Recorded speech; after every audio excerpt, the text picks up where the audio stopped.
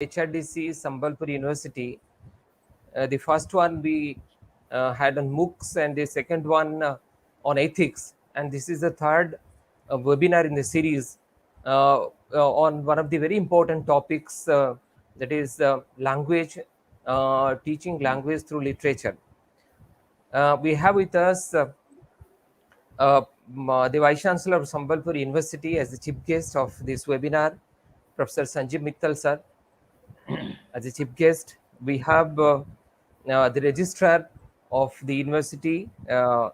Nruparaj Sahu sir, and the key person of today's webinar, the esteemed speaker of this occasion, Professor Anand Mahanand, Professor Materials Development, Testing and Evaluation, FLU University, the English and Foreign Language University of Hyderabad, and uh, Dr. Aloka Patel, Associate Professor, Department of English, who is coordinating the department.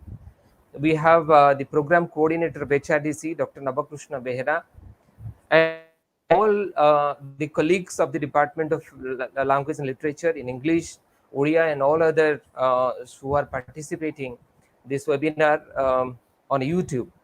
I welcome all of you on behalf of the Human Resource Development Center of this university. As you all know, that language skill is one of the very important skills of today. It may be it not only for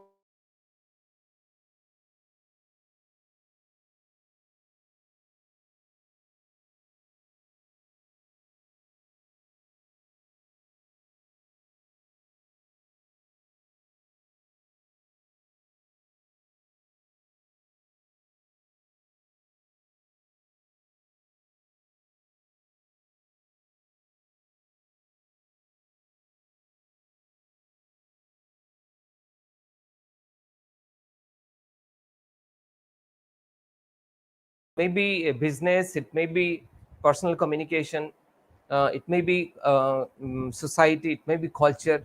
Everywhere, language is an important tool. So, therefore, language skill is very, very important in all walks of life. Uh, it is said that knowledge of languages is the doorway to wisdom. Uh, Roger,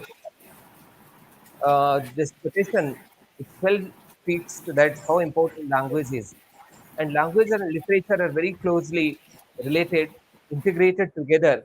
I'm not an expert to talk on the topic, so just am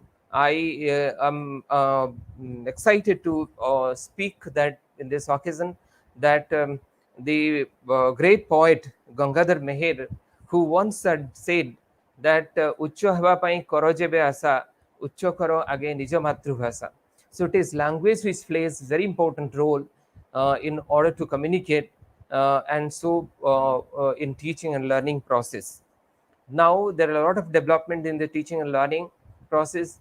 Artificial intelligence, machine language, natural language processing, all these fields are now the areas of interest for research, and ontologies are being developed so that the machine can understand the natural language, and therefore the information retrieval could be faster and precise. So with this, I would once again welcome all of you to this webinar, and I am sure that this webinar is going to be very interesting, and it will add to your knowledge a lot. I'll request our Honorable Vice Chancellor, and I understand that he is having very important meeting just a while from now. So I'll request him to speak a few words in the inaugural of this webinar. Sir, over. Thank you very much. And I'm indeed delighted that this is another webinar in the series which you are trying to conduct on the literature and the language. And I feel that when we talk in terms of language, people are minded through language because language is one of the important means of communication.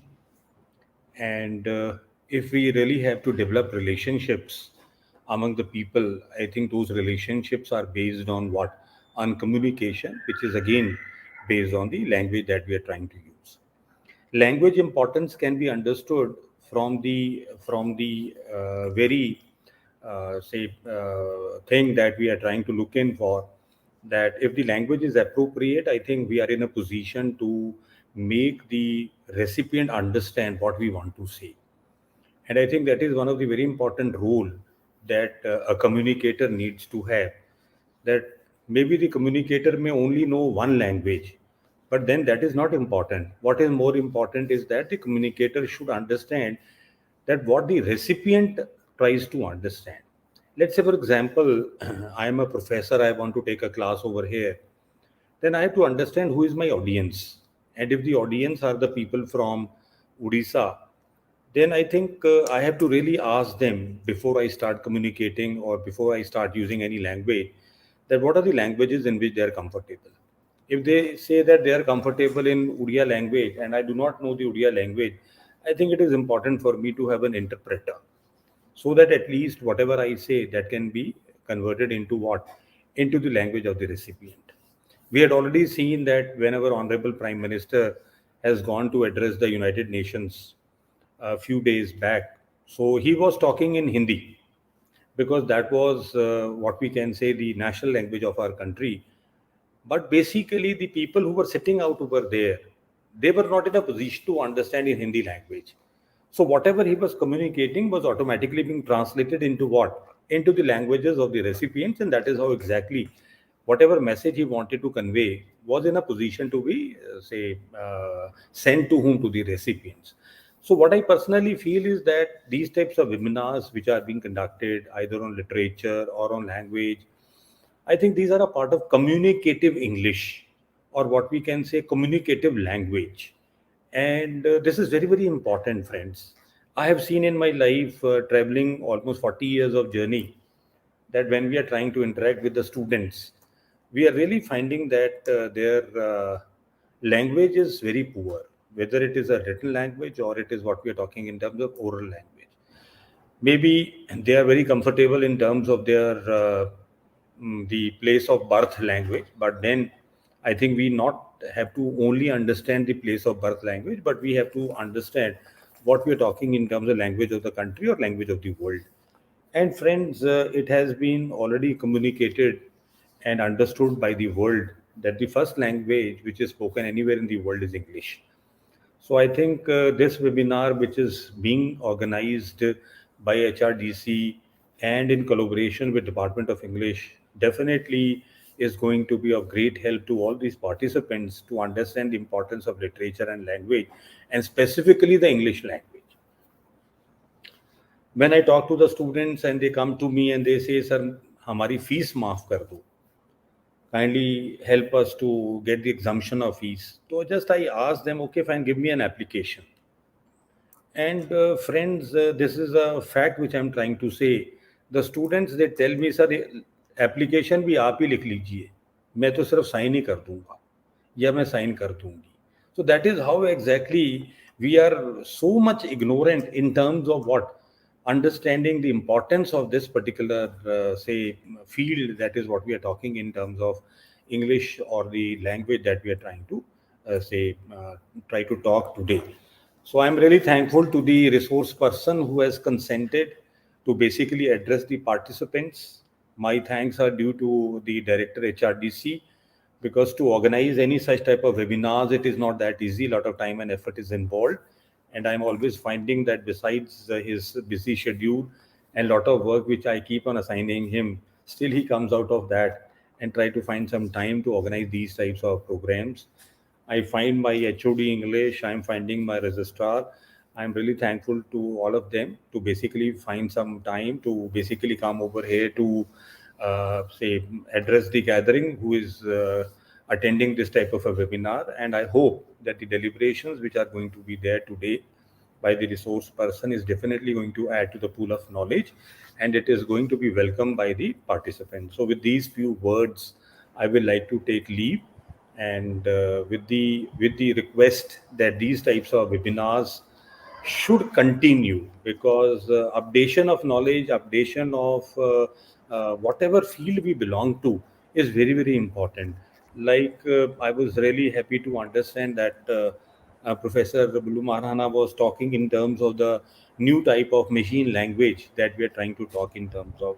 So machine language is nothing but a programming that we are going to do it. But one thing should be very clear, friends. Whatever type of artificial intelligence, machine learning we can talk of, but always try to understand nobody, no thing in the world can replace what human mind, human brain, right? Now, if we are trying to teach a machine, Sardarji has a pagdi. So I think any person having a pagdi will be recognized by machine as what? Sardarji. Why? Because we have programmed the machine like that. But then it is not certain that every person is what?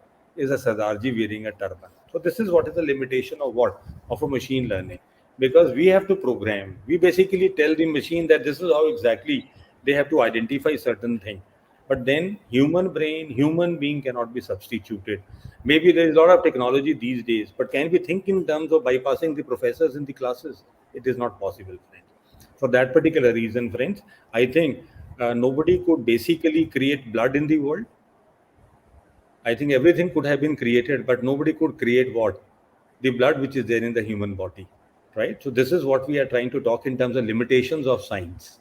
And that is what we have to realize. And that is how exactly such webinars that we are trying to conduct helps us to understand what have been the latest in the field of any type of topic that we have taken. Today we are trying to talk in terms of literature and language.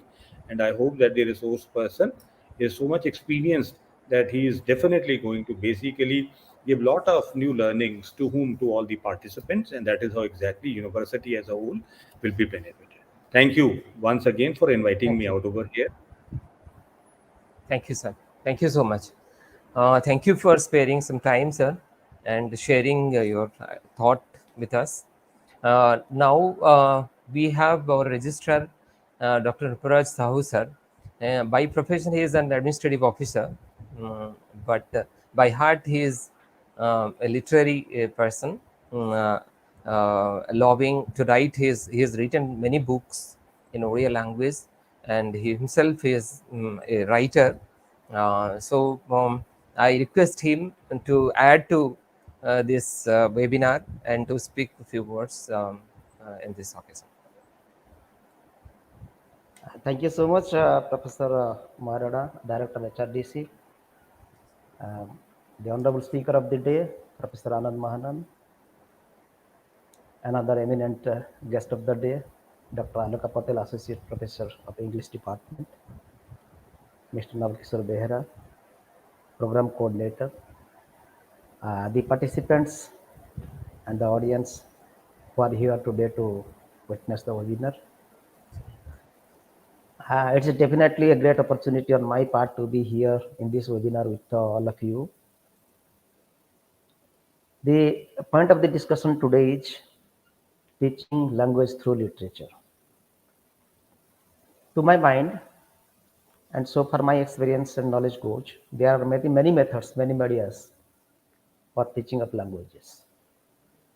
But why there is a need to teach languages through literature? When many methods are left with us, many alternatives are left with us, what is the need? What is the necessity that we resort to literature to teach language? That is the most important and pertinent question that comes up to our mind today during this webinar.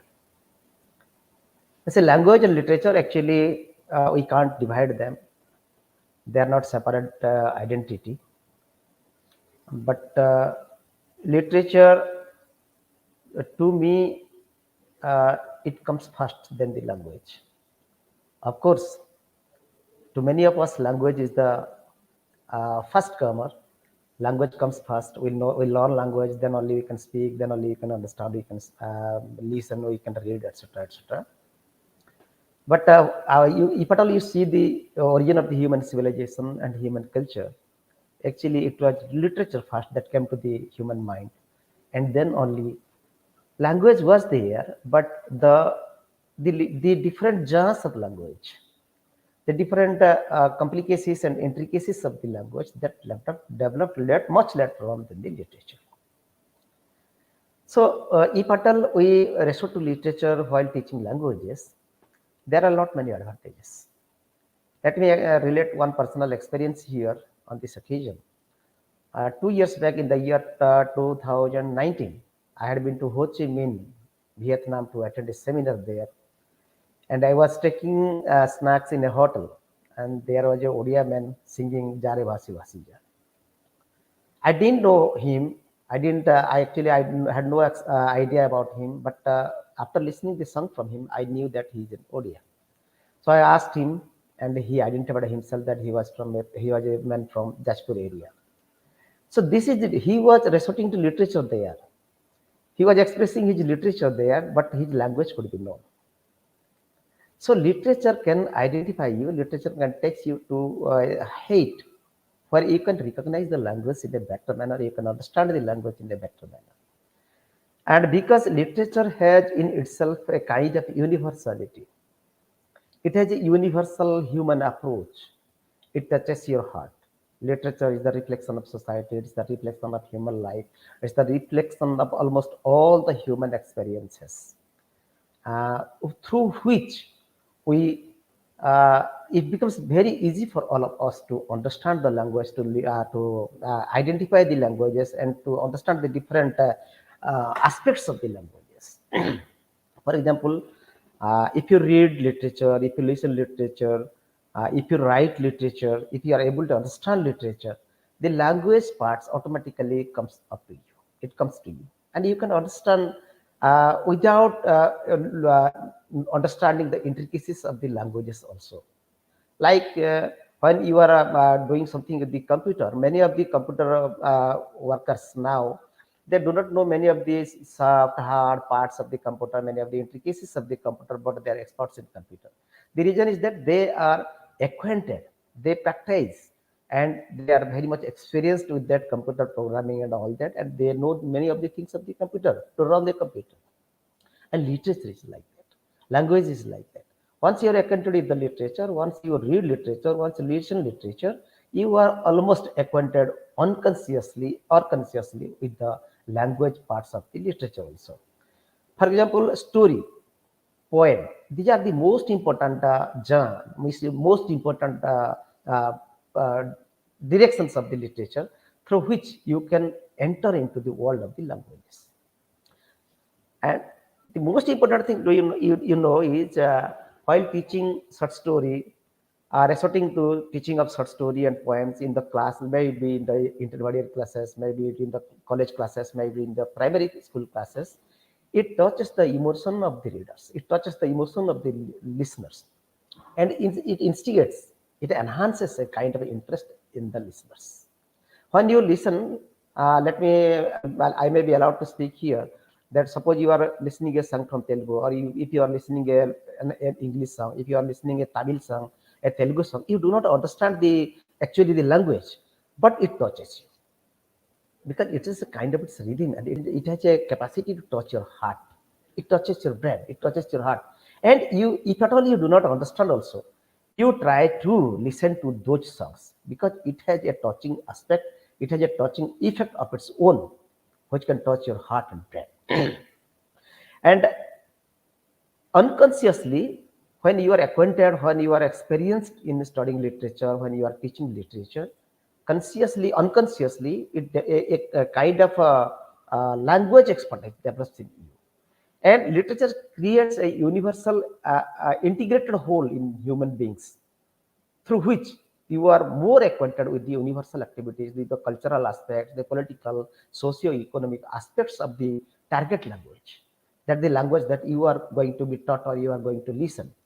So you know the cultural background, you know the political background, you know the social background, and lot many things you come to know, and it gives you a kind of a universal approach to different human experiences.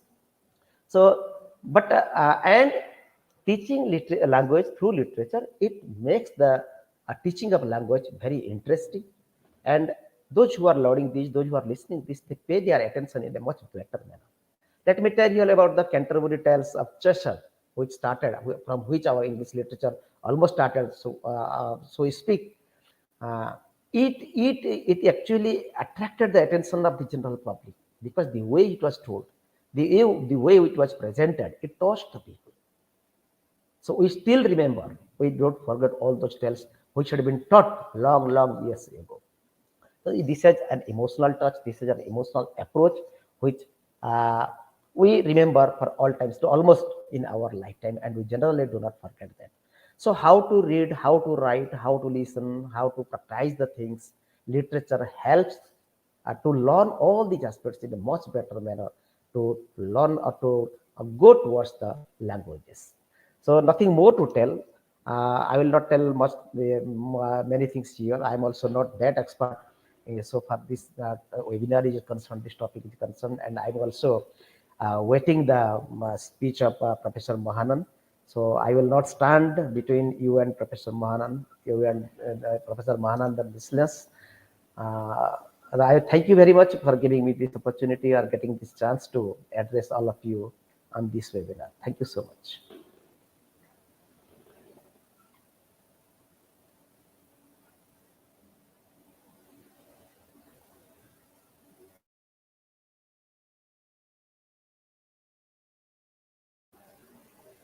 Hello.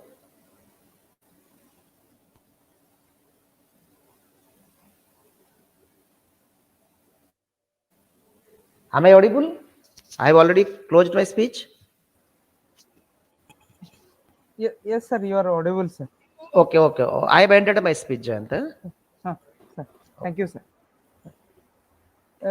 Madam, there is some network issue from Bulu sir and madam. Patel, madam, please unmute your mic. Jayant, should I coordinate on behalf of Professor Bulu Maharana? Yes. Huh. Yes. So before we listen to Professor Mahanand, Dr. Aloka is there, and I just request on behalf of Professor Maharana to kindly Just disconnected. Yes. Yes, and Professor Madam. Maharana, I was just coordinating on behalf of you. Thank you so much. You just carry on, Thank you so much, please. sir. Please carry Yeah. on. Thank you so much, sir. It was nice listening to you. You have so much of Here is Professor Maharana already here. Yeah. So there is a lot of network problem today, but we don't want to miss Professor Anand sir. And now I request the coordinator of this webinar, Dr. Aloka Patel ma'am, to continue with the rest of the proceeding, to introduce our esteemed speaker, and then followed by his talk. Thank you.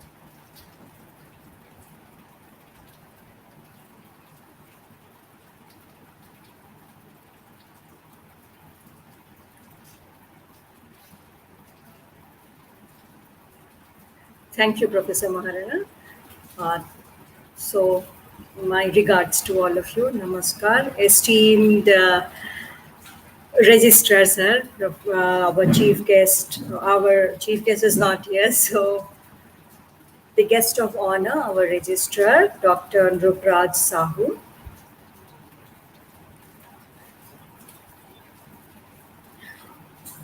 The director of this of UGC-HRDC, Professor Bulu Maharana. The speaker for today's webinar, Professor Anand Mahanand. My colleagues who are from different universities and colleges participating in this webinar today virtually. I wish you all a very good afternoon. Now, we are in a post-lunch session, but we are all here eagerly waiting after Dr. Sahu has also enlightened us on the role of language in literature and vice versa also. So we are still waiting eagerly to listen and participate in a discussion on a subject that makes us communicate with each other, as our esteemed Vice Chancellor was telling us.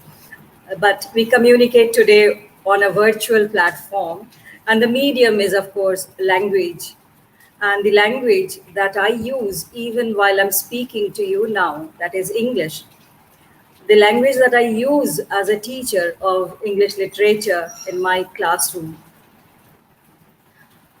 The language we talk of, as we still hold as the language of a privileged class of people, in spite of the fact that in our country, There are perhaps more than 400 regional dialects being spoken.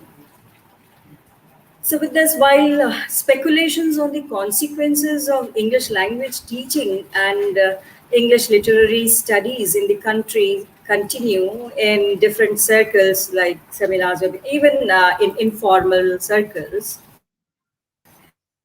since the day perhaps when English studies was first introduced in the 19th century, either by the English missionaries or the British government, it is an undeniable fact that English still continues to determine pedagogical practices in our country.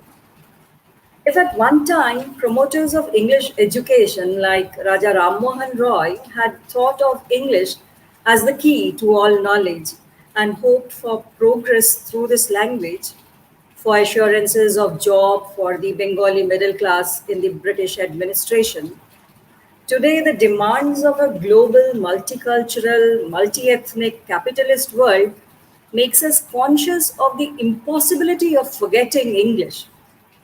I actually take this term from Amir Mufti's 2016 book called Forget English. Even as the teaching learning process in our country gets governed by a global capitalist order, English has come to establish itself as an inseparable part of our curriculum to meet the aspirations of a young generation of professionals as a mediating language between disciplines, between literatures, and also cultures. I won't speak much.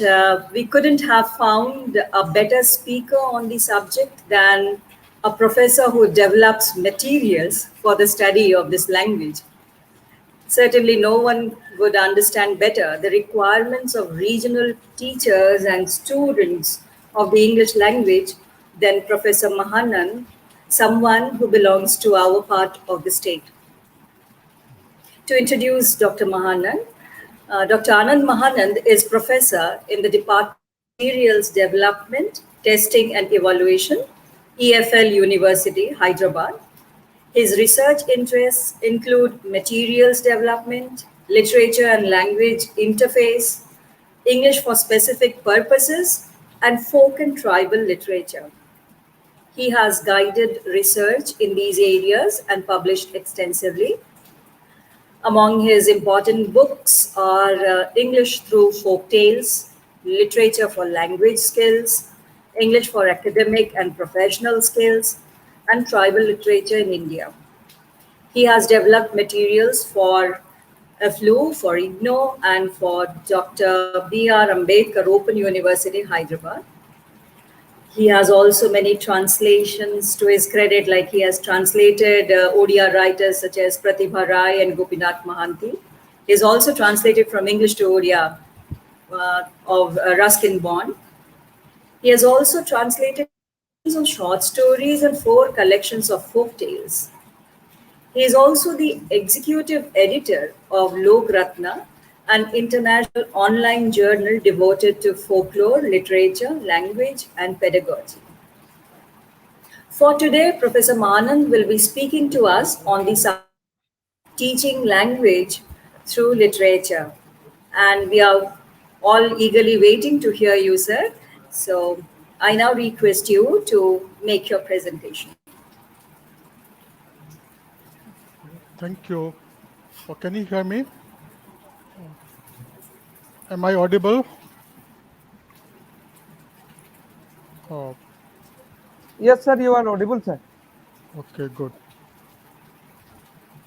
So at the outset, I would like to thank the Honorable Vice Chancellor for gracing this occasion and for this invitation.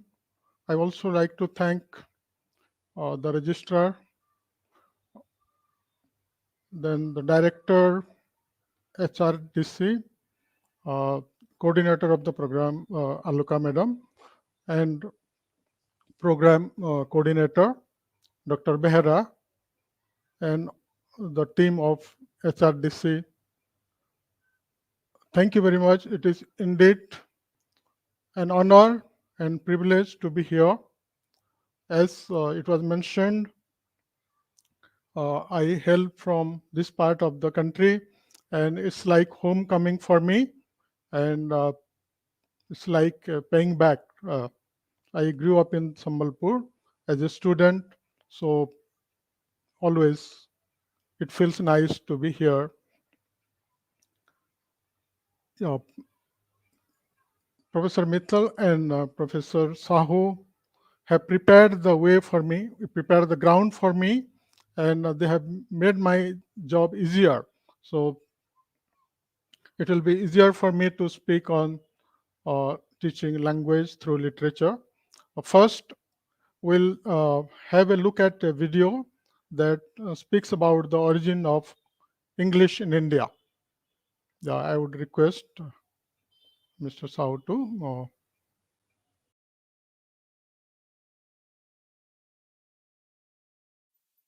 The English language has changed the face of the world. With over 1/3 of the world population conversing in English, it has grown from a regional language to a truly global one. The introduction of English to the Indian subcontinent is often thought of as having been forced by the British after Lord Macaulay's report on education in 1835. However, this is not entirely the case. Christian missionaries that were setting a pace in the 1600s were the first to introduce English to the subcontinent. The year 1813 saw the passing of the Charter Act that was followed by a flood of British missionaries which brought with them English education and ideas. By the beginning of the 19th century, a part of the Indian population had already developed a liking towards the language. Missionaries and social reformers such as Raja Ram Mohan Roy were of the opinion that English provided Indians with the key to all knowledge, all the really useful knowledge which the world contains. However, in the early 1800s, the British government decided to invest in furthering traditional education such as that of Sanskrit and Persian. Enlightened reformers like Raja Ram Mohan Roy protested vehemently, and petitions were filed demanding the imparting of the best and most modern European education through English. Sanskrit and Persian, which were the chief subjects of study, were felt to be entirely inadequate. Raja Ram Mohan Roy himself founded a number of schools to teach Bengali youth through the medium of English. By the time of Macaulay, the demand for the introduction of English as the medium of instruction and for the modernization of education was widespread. In the following years, English was firmly established as the medium of infrastructure and administration by the British Raj. It was seen as the language of opportunity and became accepted as the language of the elite, of administration, and of the pan-Indian press. But English faced a strong opposition. Gandhiji, educated in English himself, said, "The process of displacing the vernacular has been one of the saddest chapters in the British connection. Ram Mohan Roy would have been a greater reformer, and Lokmanya Tilak would have been a greater scholar if they had not to start with the handicap of having to think in English and transmit their thoughts chiefly in English." India, however, continued down the path with Jawaharlal Nehru delivering the independence address to the whole nation in English. Long years ago, we made a tryst with destiny, and now the time comes when we shall redeem our pledge, not wholly or in full measure, but very substantially. At the stroke of the midnight hour, when the world sleeps, India will awake to life and freedom. After independence, much effort was made by the nationalists to make Hindi the national language, but riots opposing the move erupted across the country. The government was left with no choice than to accept the imperialistic yet convenient and neutral language available at the time, English. The debate about Hindi as a national language continues until this day. and the population remains steadfast in its opinion. Is Hindi acceptable to all Indians as the national language? What are you telling us at the start of the show? In fact, 54% yes, 46% though there are saying no, Hindi is not acceptable as a national language. But today, English is not just a link language, but the language for social mobility. It is a vehicle of progress, regardless of caste, sex, or color. English language was seen as a language of the imperialists, but today with globalization, with outsourcing, English has become a language of aspiration, and this has made something that everybody wants to learn, and the fact that we have English is now becoming a huge strategic asset. On the flip side, it has caused deep-seated changes in Indian culture and society, where people attempt to speak the language in order to maintain interpersonal relationships. Is that Rishi, no? माँ, knock तो क्या करो यार? Ray, you are being my son by knocking. क्या चाहिए माँ? Meet करने आई थी. So much time not seeing you. माँ, आप प्लीज इंग्लिश में बात मत करो. आपको नहीं आती. Whether this is progress or not, only time will tell.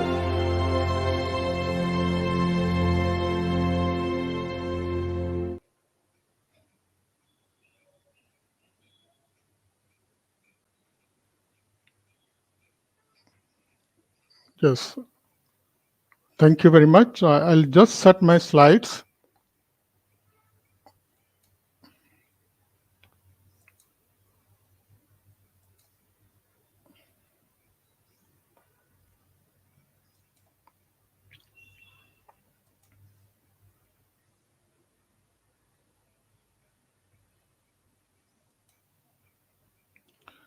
Can you see the screen? Yes, sir, it's visible. Please make it, sir, it's visible. Please make it full screen mode, sir.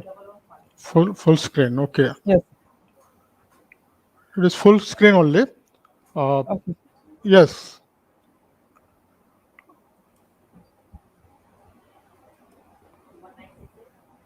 Yes, sir. Please continue, sir. Yeah, good. All right. So in the video, we saw that, or we were given an account of the rise of English in India, the way it was introduced and flourished, and what is the current status of English in India. So English was introduced formally in the 1830s, but before 1830s, it was there in India. It was introduced by the missionaries.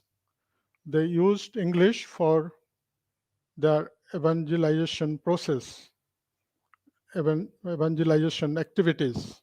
But it was formally introduced in 1830s, particularly with the introduction of Lord Macaulay's Minutes in 1835. And what was the purpose? The purpose was to civilize the natives, civilize Indian people, because it was thought that English, or through English, Indians would get a glimpse of modern knowledge, modern outlook, and so on. So the first 3 universities in India were set up in 1857. As a consequence of that, as a process of introducing English studies, English education in India, universities were set up. The first 3 universities, that is Bombay University, Calcutta University, and Madras universities, they were set up in 1857.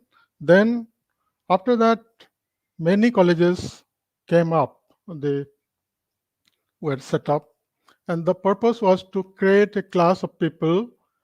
We are familiar with the famous quotation. It goes something like this: we shall create a class of people that will act as intermediary between us and the millions we govern. They will be Indian in blood and color, but British in belief, attitude, and action. So that was the purpose, because they thought that without uh, changing the culture of the natives or the Indians, it would be difficult for them to rule over India or to have a control over India fully. That's why they wanted to have a grip over our culture, our languages, and literature. That was the purpose. It came as a colonizer's language. And English education was spread in colleges and universities. And if we look at the syllabus of that time, uh, somebody has studied, somebody called Aloka Mukherjee. He has written a book called The Gift of English, This Gift of English. And he has studied syllabus of the early universities, particularly the English literature syllabus. And he says that the syllabus was highly anglicized. Authors like Richardson, Bacon, Milton, Addison, Johnson, all these were prescribed. These were the great masters.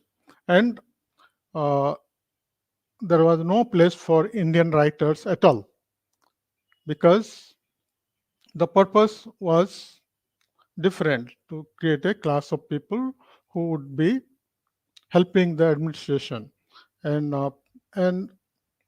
the very purpose of introducing English literature was because it was thought that English literature was superior than any other literature. We are also familiar with the famous quote that one shelf of English books would be superior than all the literatures that are available in India and Arabia. So that kind of superior attitude was there and belief was there. That's why it was thought that these writers were great writers, and their language was the best language, and other languages were inferior. And if the syllabus was prepared by Indians at that time, it would have been different. So if we look at the situation or English studies that time, we find that the purpose was to create a class of people who would serve the administration, and the syllabus was highly anglicized, and teachers who taught English were mainly British or people who were trained in the Great Britain or in the UK. And students who learned English were mainly from the princely class. They were the Maharajas, and mostly boys. There was no scope for women education and all that. So mostly boys, the Rajkumars. That was the situation. After independence, there was a debate as to whether English should continue or it should be replaced by our Bhasa literature, vernacular literature. Because the British have left, so there is no need to continue English here. That was one point of view. But that time also it was felt that we should not give up English. We should retain it because it is a window on the world through which we can know about the new developments, new discoveries, and so on. So English was favored, and English continued to be part of our education system. And English around 1950 50s, new institutions were again set up, and around that time, 1958, in fact, the Central Institute of English in Hyderabad now, later it was called CIEFL, and now it is called EFL University and so on. So it was set up by Pandit Nehru that time, 1958. So it was seen as a language of modernization. So English continued, and mostly the elite section of the society took English literature courses. Teachers were also uh, prominent members of the city and the place where the university was set up, and students who loved literature, who liked literature very much, they took admission, and uh, they had English, they knew English, they just took admission in English departments to enjoy the literary works, the great masters. Then it continued, and in the 1970s, and so the structural approach came into existence. It emerged, and with the structural approach, certain ELT experts felt that literature or literary texts need not be there in the teaching of English. We need not include literary texts because their language is different. The language of literary texts is usually ephemeral. They are out of place. They are not connected to the everyday life, everyday language of people. So that should be discarded. Literary text should be discarded. Yeah, we know that even Professor Sahu very nicely mentioned that it begins with literature. We begin with literature. It's very pertinent point he has mentioned. So when we are young, we listen to stories. That is literature.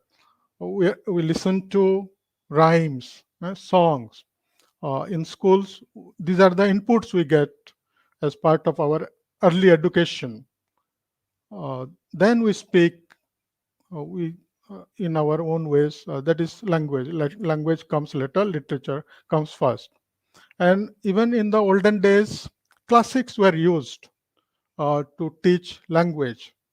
Uh, but literary works were avoided because of these two reasons. One is historical, another is methodological reason. Methodological reason is this one, that the ELT experts felt that we should teach learners structures and not language of literature. And around this time also, another branch of ELT emerged, and that is called English for Specific Purposes, English ESP. So there, those votaries of ESP felt that if you teach a group of doctors, they don't need literary works, literary language. If you teach a group of engineers or nurses, receptionists, diplomats, they need a kind of English that would help them in communicate in their workplace. And literary works may not help them much. So that's why literary texts were discarded. They were kept aside. So that's why there was a gap in literature and language teaching. The relationship of literature and language is very intimate. There is an intrinsic relationship between these two. They are like song attuned to music, literature and language. But when it comes to teaching, these kind of distinctions were made, and eventually literary works were kept aside. So, and it was assigned to the linguistics department. So there were problems like this. So there were a few students who were interested in literature, literary studies. They did continue in English departments, and literature teaching was given a backseat. Uh, of course, certain teachers did help uh, uh, on their own to to to develop language skills also. We should not discount that, but exceptions are exceptions. Uh, then in the 1980s and 1990s, around this time, composition of the class changed. The classroom composition changed.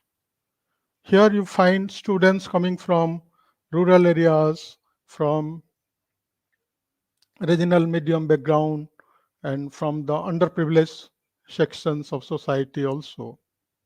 So, so they said that we need English uh, language to learn or to read these masters, these great texts. If you prescribe such texts, uh, we cannot have access to them because we don't have the required language. So language is needed. English language should also be taught in the department. There was a need to integrate language and literature.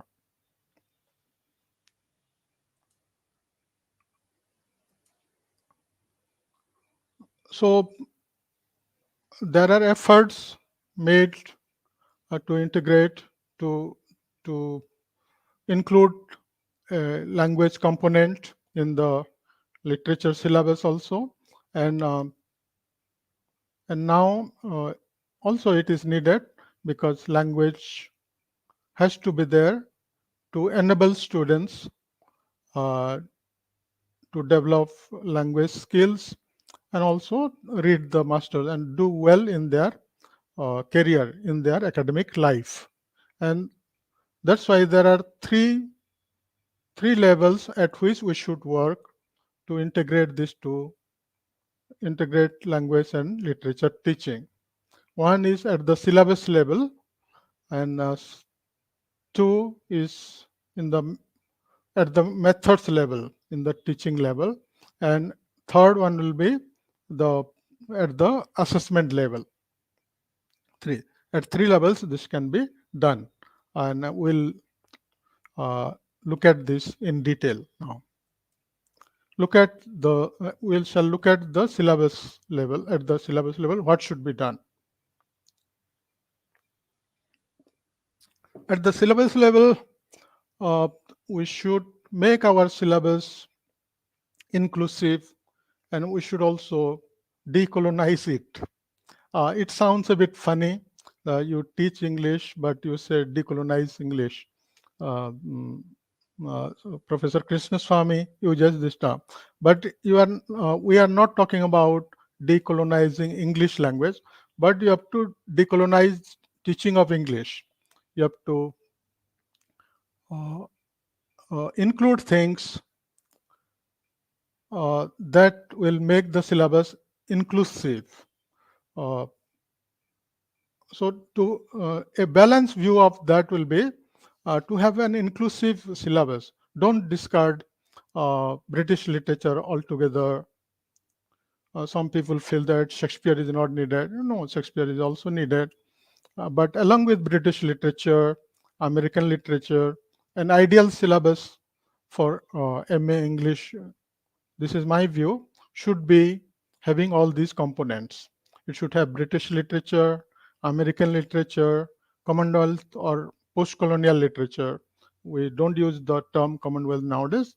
Post-colonial literature, then world literature or Vishwa Sahitya, as advocated by Tagore. So world literature, European, for example, French. In French category, we have many great writers. German, in German language, we have many great writers. So French, we have Voltaire, Flaubert, Émile Zola, then German, Gunter Grass.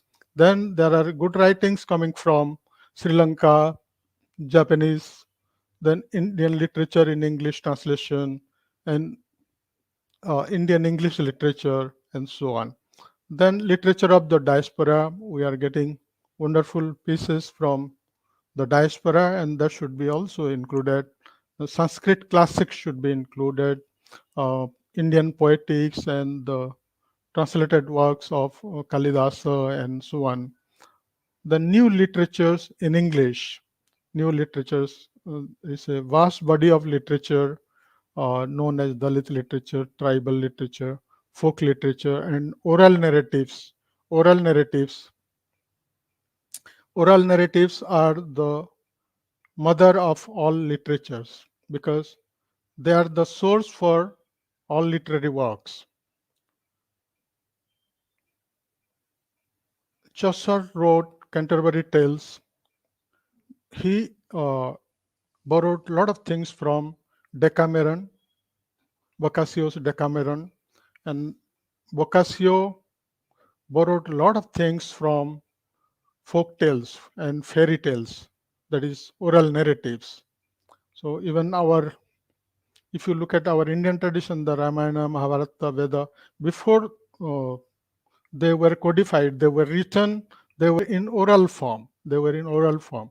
So our folk tales, folk narratives, folk traditions, that we should not ignore them. Now there are translations of these very good anthologies are available, and it will not be difficult to include them in our syllabus.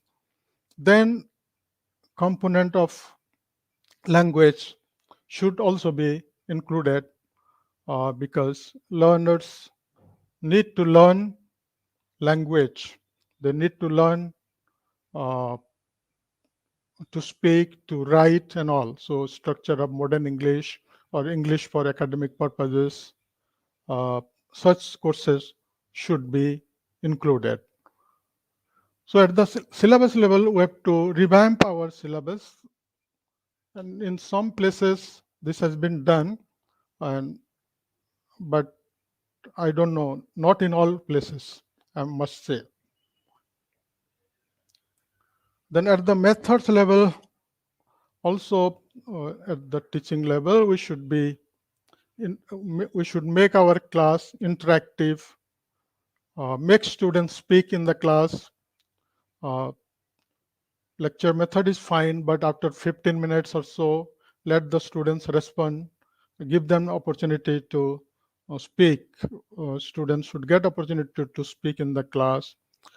They should also get opportunities to write small assignments and present in the class.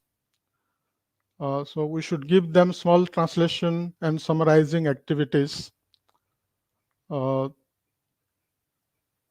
and look at them also, look at those tasks, those writes up.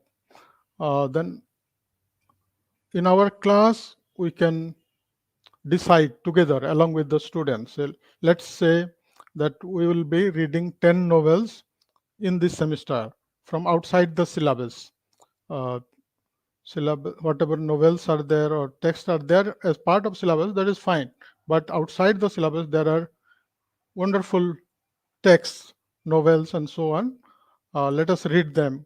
So all students in the class, they read these 10 novels and they come and discuss one novel per day or per week or per fortnight.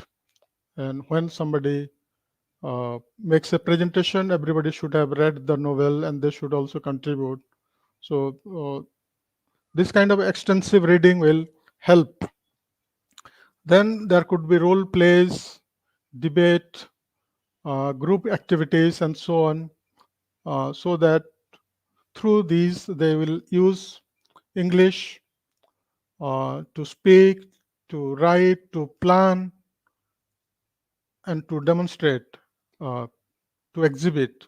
So maybe script writing, like review of books, as we find in newspapers, we should give them small assignments like that, or review of movies, films, or films, one act play to poem, I mean converting an one act play to a poem.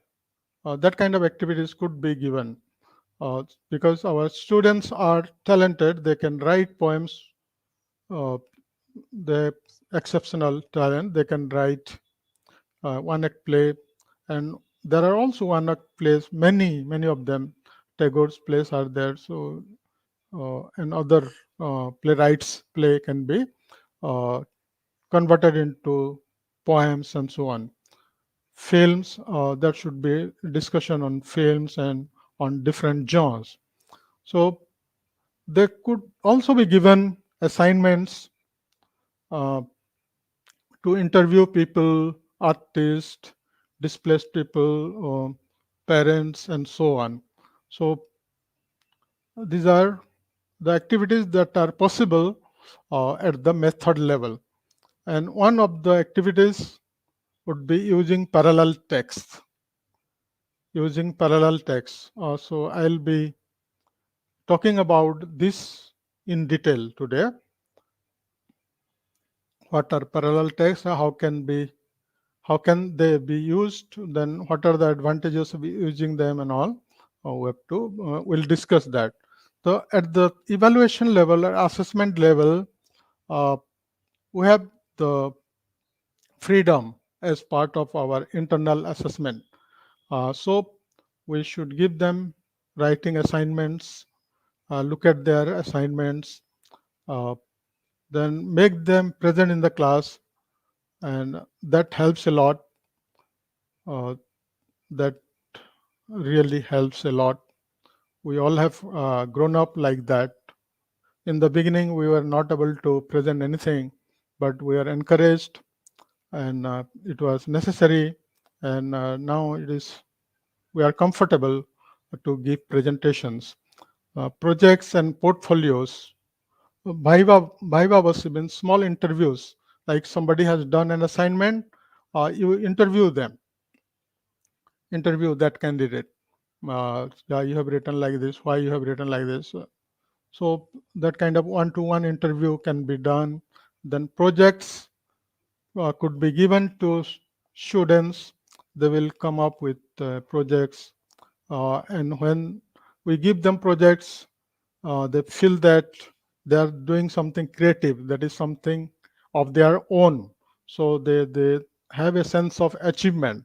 They have a sense of ownership. I have done this. This is my project. Okay, and they will show. Portfolio is another activity that can be encouraged. That is like maintaining a diary, but diary that has to be shared with the teacher.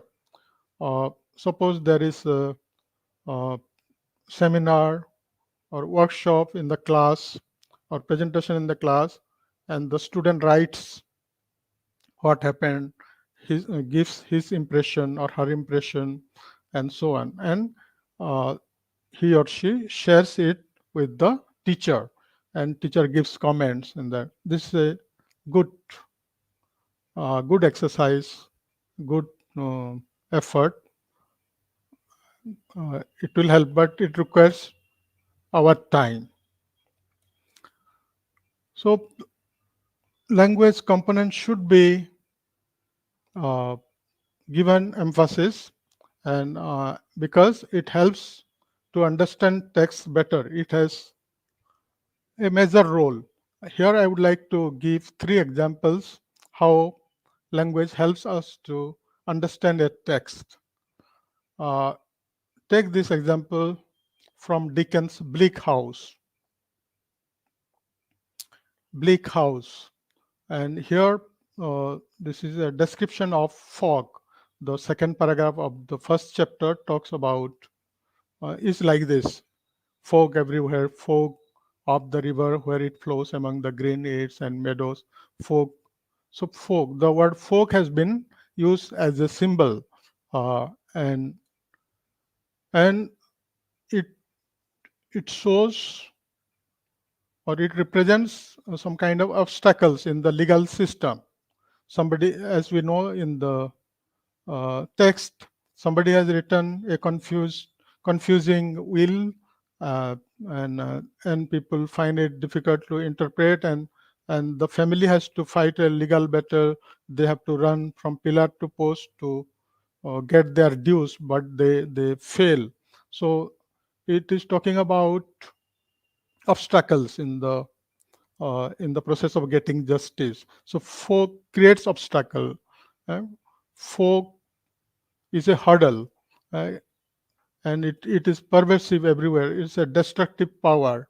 So to show that the writer has used this particular word, and if we use language uh, skills, we'll be able to unravel this, decode the meaning of the text. Another example could be uh, William Wordsworth's poem to the skylark, to the skylark.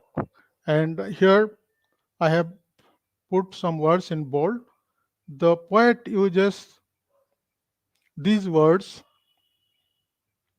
to signify uh, the divine nature of the bird, divine quality, because he evokes divine ambience in this poem, ethereal, ministerial, thou, thy, and so on. So language has an effect. It has a role to create effect like this.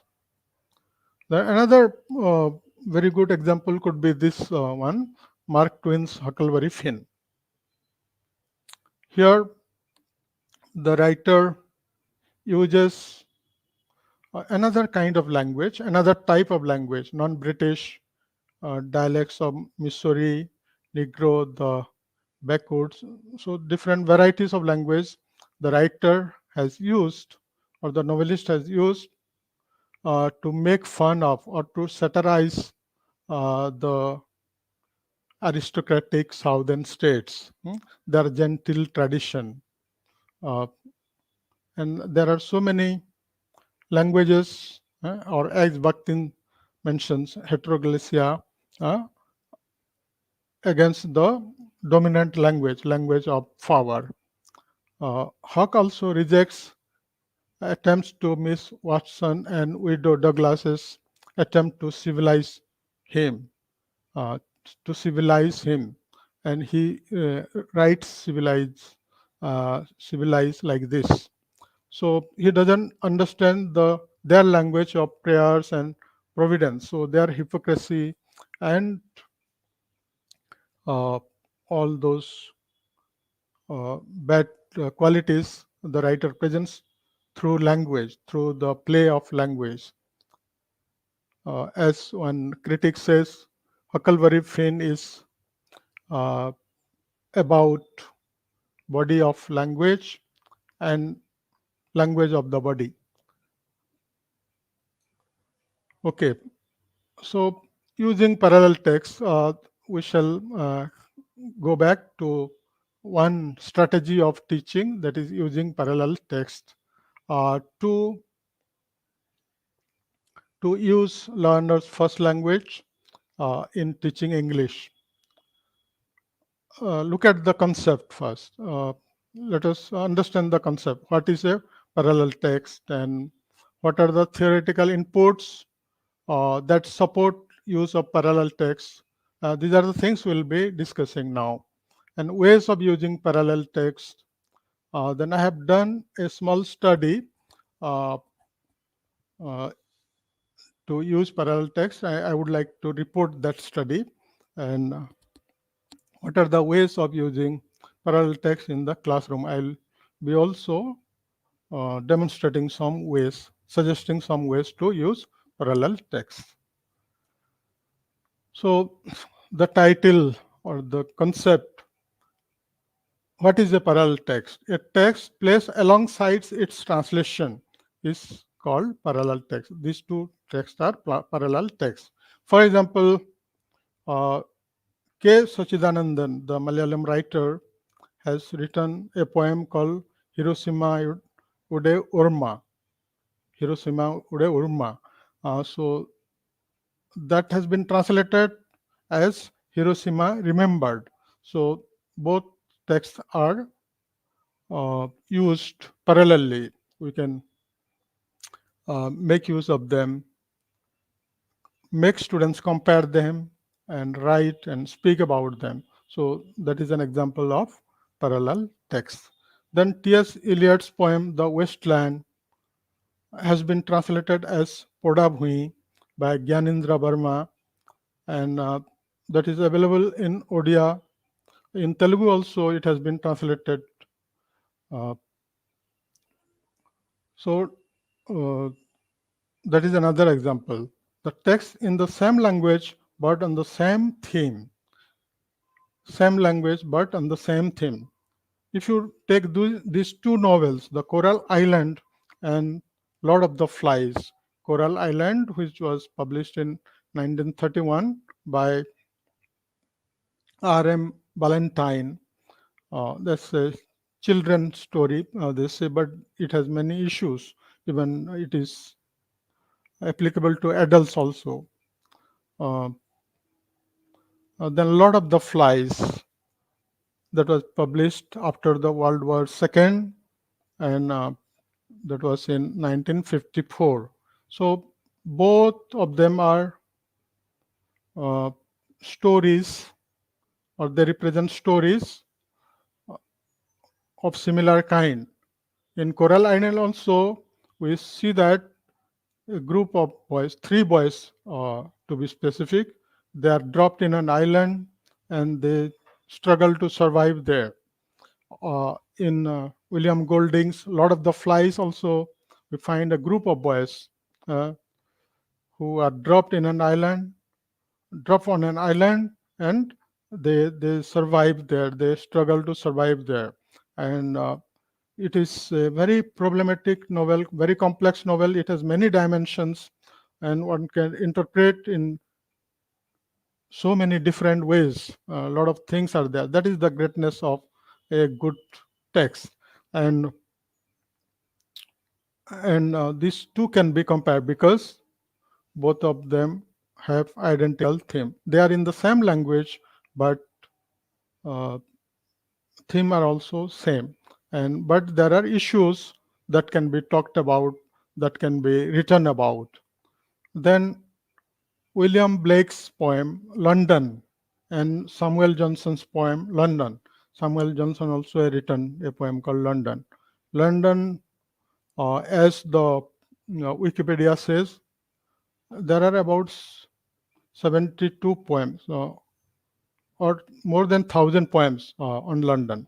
On Gitanjali, there are 72 versions in Telugu. Gitanjali, there are 72 versions in Telugu language itself. So there are different versions of the same text, and they can be compared, they can be discussed. Then Danny Apse responds through his poem Bluebells to Walter Delamere's Echo. Walter Delamere has a poem called Echo, and Danny Apse writes another poem responding to the same theme. So text in the same language on the same theme. These are the examples. Then text in 2 languages with identical theme, 2 languages. For example, Rabindranath Tagore's Kabuliwala and Lakshmikanta Mahapatra's Budha Sankhari. They deal with the same kind of problem, same kind of theme. They represent the same kind of theme. They are in 2 languages, but they have identical theme. So these are examples of parallel texts. Yeah. Now let us look at one writer's same poem, how that could be 2 different versions, 2 different translations also. This is the famous poem by Kavi Guru Rabindranath Tagore, the Chitta Jatha Vayasunya, Uccha Jatha Sir, Gyan Jatha Mukta Jatha Griher Prachir. Where the mind is without fear, the head is held high. Where the knowledge is inflated, where stone walls nigh. This look at this translation in English. This is by Niladri Roy, and we'll look at the English version of or the translation made by Tagore himself.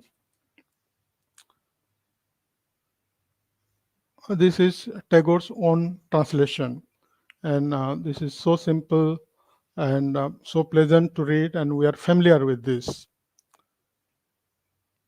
If I put the same these two texts parallelly, maybe it will be easier to compare. Here is the Niladri Roy's version of the poem, and this side is Tagore's version of the poem.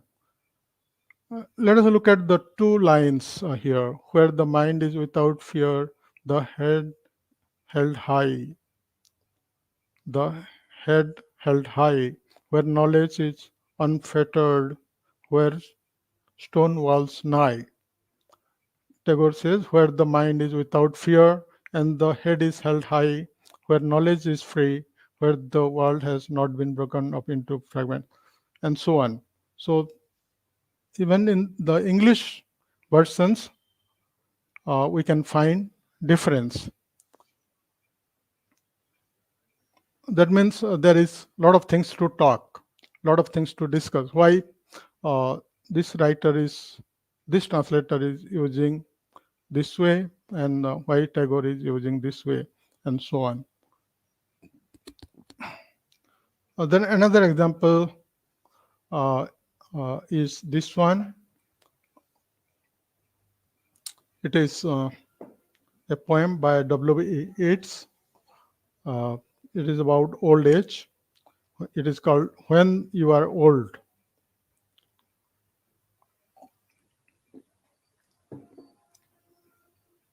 And this has been responded in a different way by Alan Malley, who is a master in writing and teaching poetry.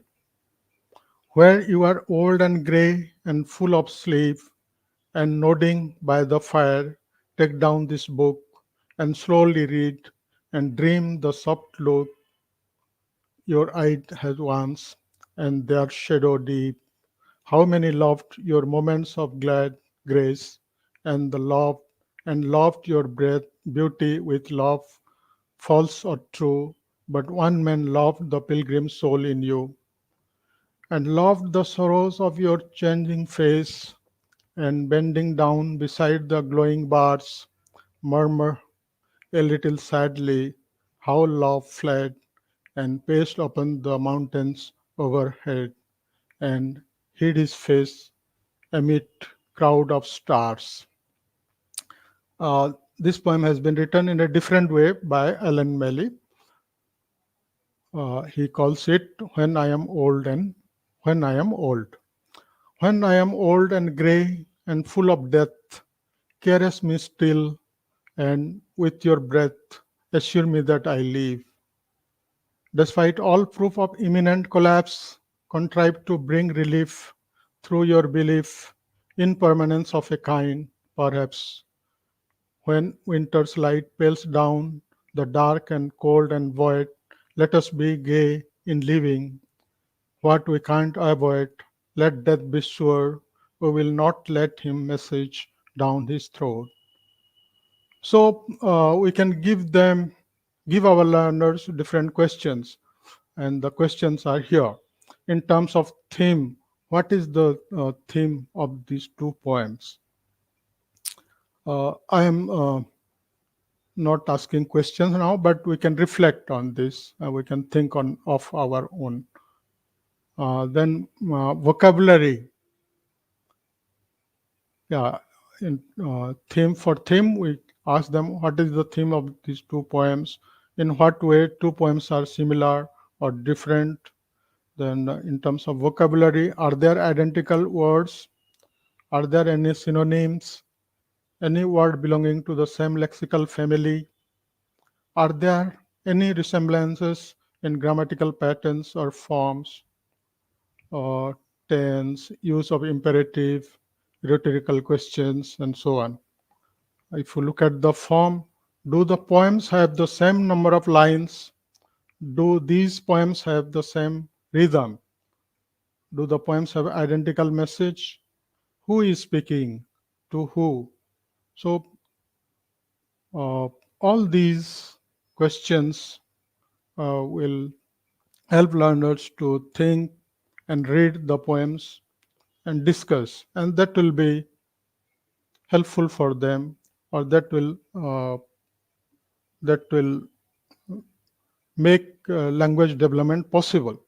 Learners will be able to notice all these aspects by comparing them. So some more questions that could be given are: which poems according to you is more expressive? Which one reads better? Which poem sounds better in terms of rhyme and rhythm? Which words impress you? What genre of poetry each one belongs to? What kind of emotions the poems evoke in you? What kind of linguistic devices are used by the poets? So there are four types of parallel text we could think of. This is my classification. Source and translated text, like Tagore's Gitanjali in Bengali and English. You have a source text and you have a translated text. Then theme-based parallel text, two texts on identical theme. For example, the Coral Island and the Lord of the Flies. Then intergeneric parallel text, when a novel is transformed into its original genre and made into transformed from its original genre and made into another genre, that is another form, that is film. For example, Huckleberry Finn has been made into a film. The Scarlet Letter, which is a novel by Nathaniel Hawthorne, 19th century American writer, that has been made into films. There are two versions of films also of Scarlet Letter. And these two versions of films are different. Created parallel text. This can be done in the classroom when the text is abridged, simplified, or rewritten in another form. For instance, a teacher dramatizes an essay to teach it to students, as the essay is linguistically complex. Suppose a teacher finds an essay difficult, so he or she makes a poem out of it and teach the learners, or makes it a play, script, writes a script on that and explain them to students. That will be easier. So in the classroom also we can help students create parallel text. So why parallel text? What are the advantages of using parallel text? The first advantage is the theme, the familiarity of theme. We are familiar with the certain text in our first language. For example, we are familiar with many poems in our own language, Odia.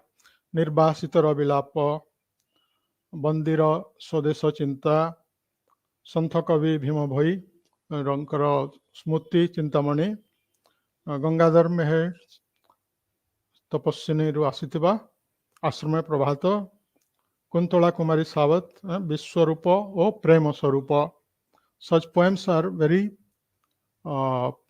dear to our heart, very close to our hearts. We like them very much.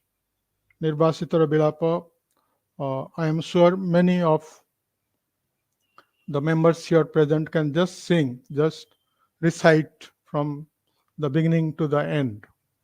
I can recite at least half of it. So don't worry, I'm not going to recite that now. So they are very close to our heart. So if we find this text in English, we will feel happy. We'll take interest in reading them and talking about them, comparing them, and so on. So familiarity of the theme that generates curiosity among learners. Some of our learners might have read these texts, the examples I gave, uh, as part of their syllabus in their high schools, in their uh, middle school, and so on, or they might have read as part of uh, extensive reading outside their syllabus, reading text from the library and so on. So when a translated text is given of the familiar text, they'll be glad to read. They'll be happy because they are familiar with it. I know this poem because I had read this in Oriya. They will say like that. So drawing learners' attention, there is a concept called noticing by Richard Smith, one ELT expert. He says that when a learner notices a certain difference, certain element on a text, then they remember that. They remember that, and that helps them to find the rules and understand the concept, the grammar, and so on. Noticing. Okay, for example, you have Ashrama Prabhata. It has been translated as the dawn, the dawn at Valmiki's ashram by P.K. Mohanty. And these texts are available in Sahitya Academy's collection called Modern Indian Literature, an anthology, volume 1, edited by K.M. Judge, Sahitya Academy edition. And so there one word is there. Auspiciously came the dawn, came Usa. Okay, so Mangale Oila Usa, auspiciously.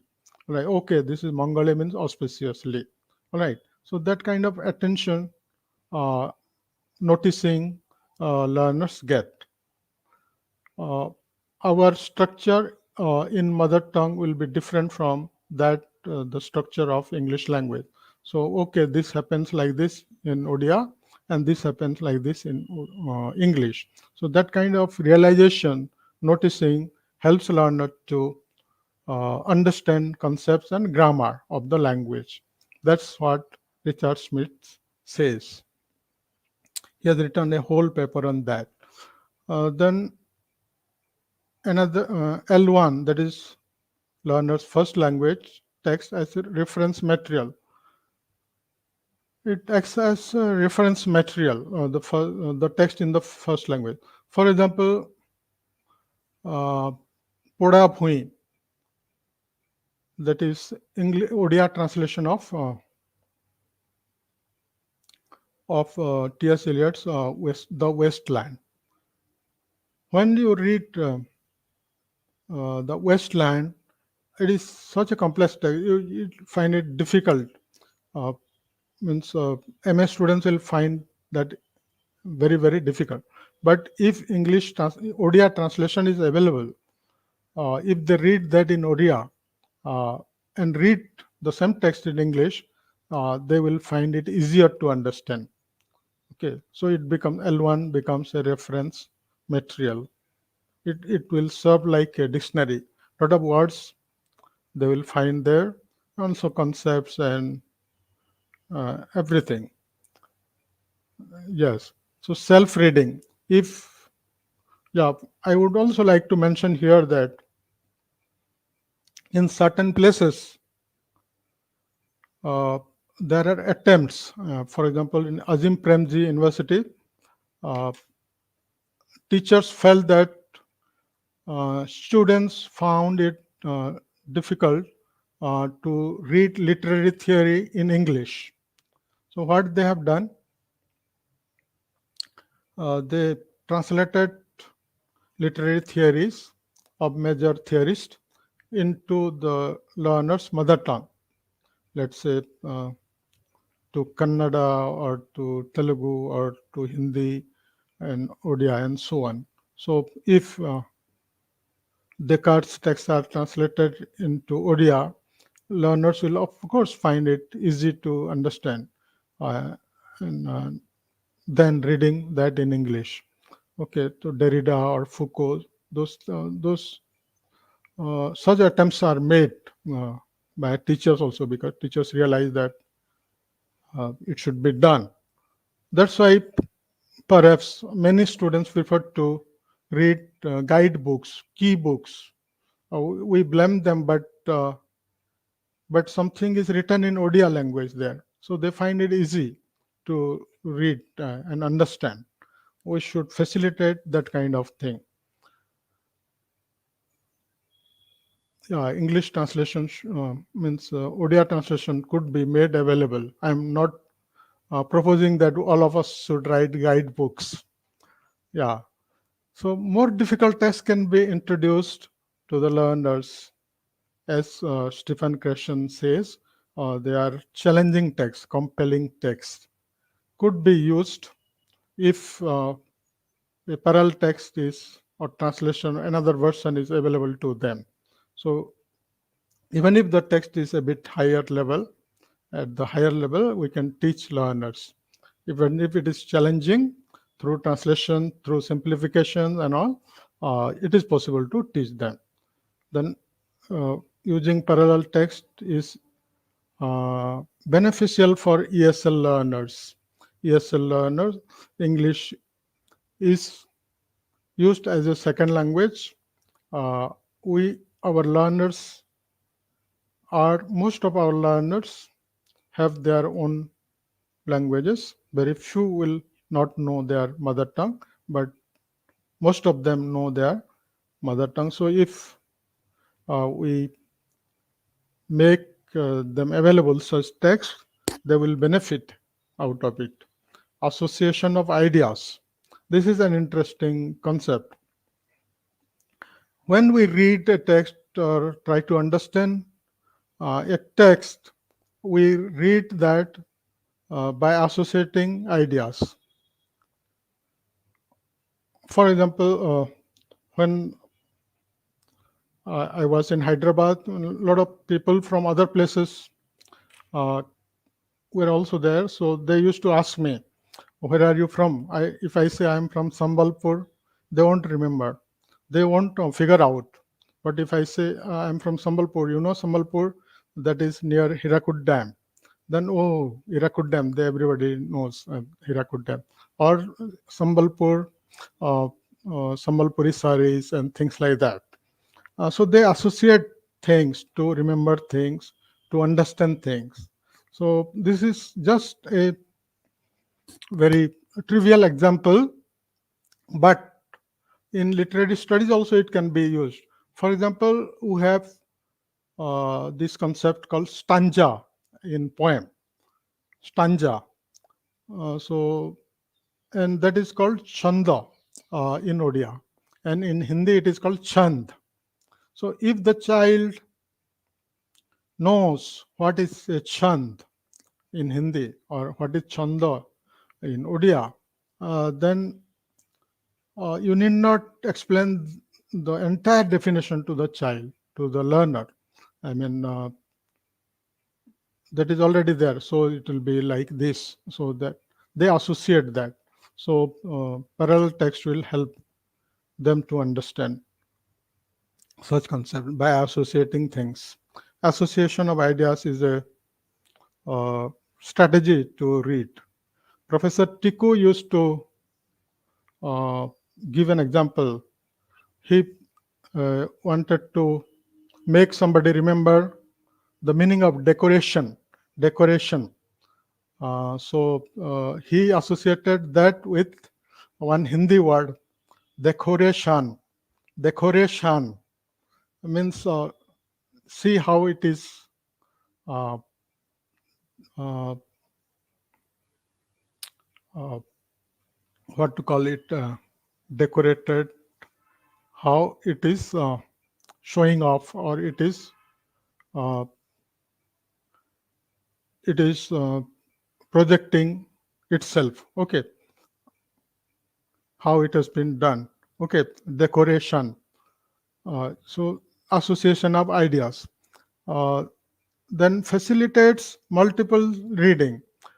Alan Melly says that if we use parallel text, when we read a text in our mother tongue, that is one kind of reading. We interpret it in a particular way. If we read that in English, that is another kind of reading, another level of reading. And there, that time we may have some more new ideas, some more new things. We may add to the interpretation. So using parallel text will facilitate, if it will facilitate multiple readings. Then convergence of genres. So many genres, so many forms of art are coming together. We can use so many forms. For example, you have fiction, you have film, you have one-act play, you have poem. So many forms are coming together.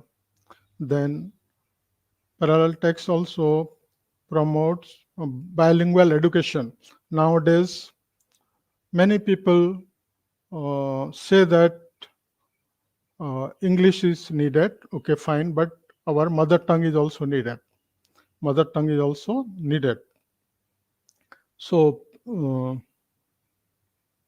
along with English, our children should learn our mother tongue also.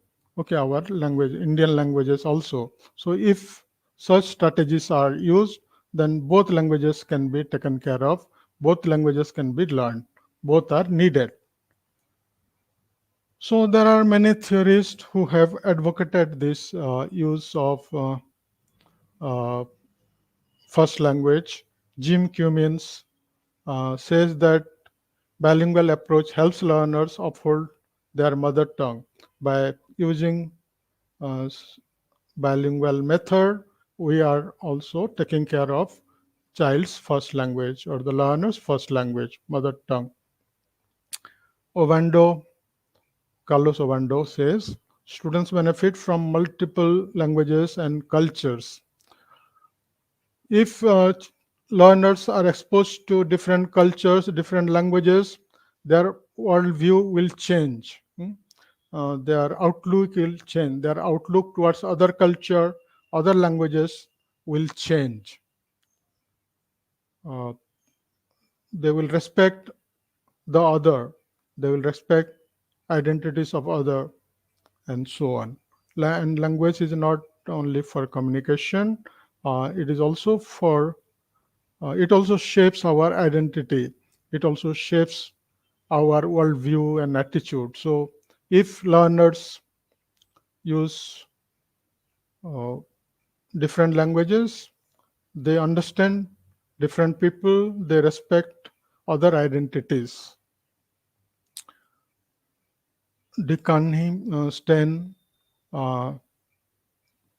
says that reading in two languages, by reading in two languages, learners take help of their L1 in reading too. So as we have already discussed, L1 helps as a, or act as a reference point, okay, reference material. So that helps in reading L2.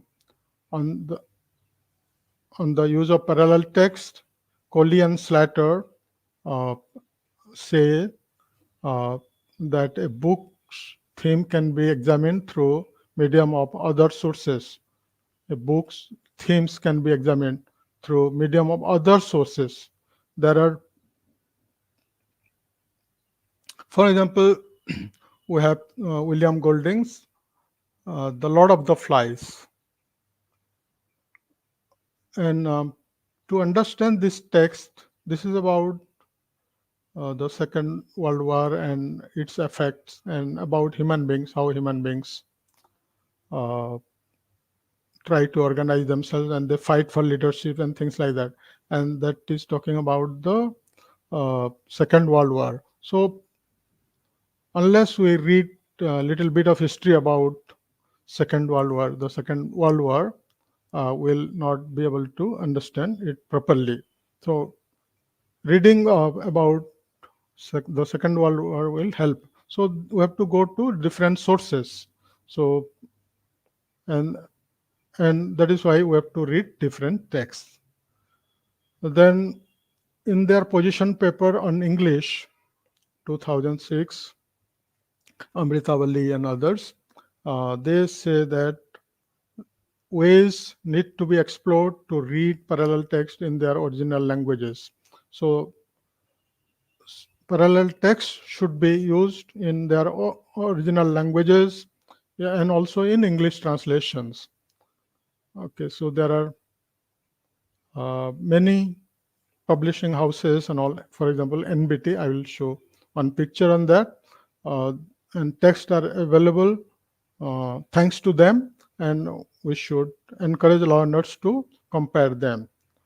Then Alan Melly says that it has immense potential to compare. The power of comparison has immense potential. It can do a lot of things. So what are the ways of using parallel text? Using source and translated text for reading, writing, and so on. So we can use the source text and translated text for reading and writing. Let them read, let them write, and respond also for discussion, and also speaking. Using full and abridged text. You have Dickens novels. Some of them are very thick, voluminous, but there are also abridged versions available. So we could ask students to compare these two versions. Then using two different genres on the same theme. For example, film and fiction and film. Two different genres on the same theme we have discussed. So certain novels are turned into films. There are many examples. And some films are also made into fiction. Some films are also made into fiction. So, so such text could be used. Using response to a genre with the same or another genre, answering back. For example, long back in 19th century, one poet has written a poem and another poet writes it now. Responding to that, not imitating, but responding to that. Maybe imitation is also possible. There are also poets who have imitated. Then parodies are fun. Children would love to write parodies of different poems. So reflection on the titles, why it is called Budha Sankhari and why it is called Kabuliwala there. When we call it Kabuliwala, a lot of things are associated with where is Kabul, and who is the man who came from Kabul, why did he come here, and things like that. So many things are there. So titles have a lot of things, and learners can be encouraged to explore them. Then difference in terms of time and space. So in what context it was written, and in what context somebody is writing now, and what is the ideology both of them represent. Okay, reading each text in groups. So in the class we can divide them into two groups. One group reads a text which is one version, another group reads the similar text which is another version, and let them discuss the difference they have found in the text. Parody, one student has written like this. This is a poem by William Blake, the famous poem, Tiger, Tiger, burning bright in the forest of the night, what immortal hand or eye could frame thy fearful symmetry? This boy has written like this. So it's very funny. They love to write like this. I mean, parody. Children would love to write, and we can encourage them.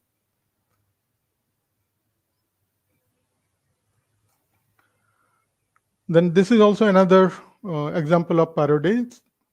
Somebody has written, all things bright and beautiful, all creatures great and small, all things wise and wonderful. So as God that made them all.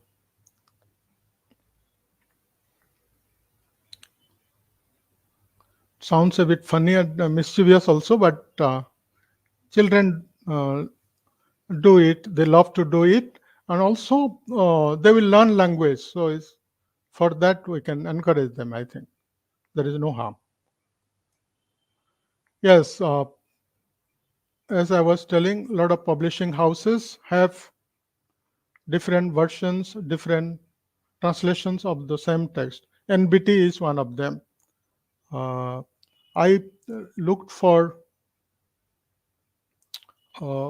texts that are available in 2 languages, and I found this one, Premchand's. This is biography written in Hindi, and it is also available in English. Then you have Bharat, Discovery of India by Nehru, Bharat Ek Khoj, that is also available. So such texts could be collected and used in the classroom. Then this is another example. R.K. Narayan's novel, The Guide, was published in 1958,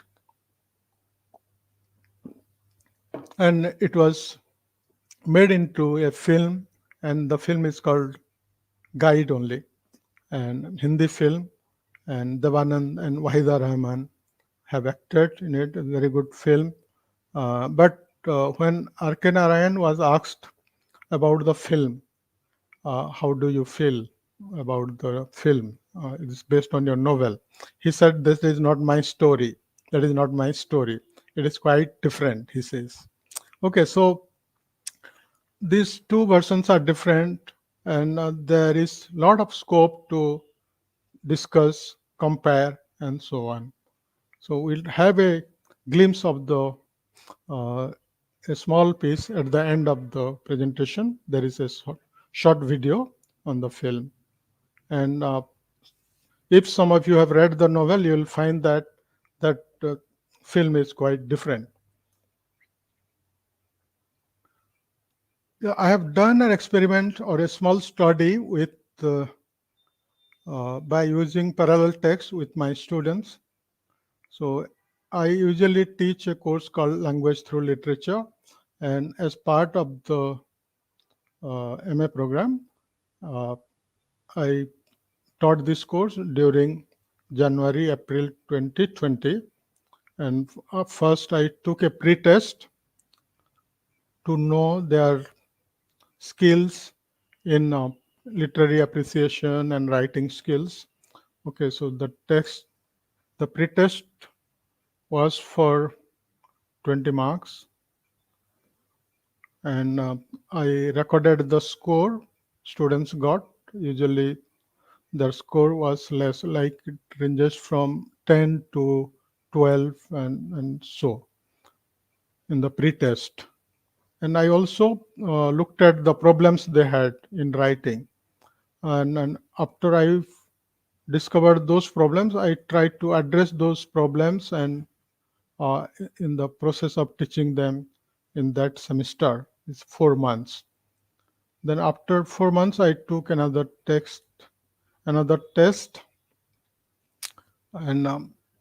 they did quite well. I'll tell about the results later.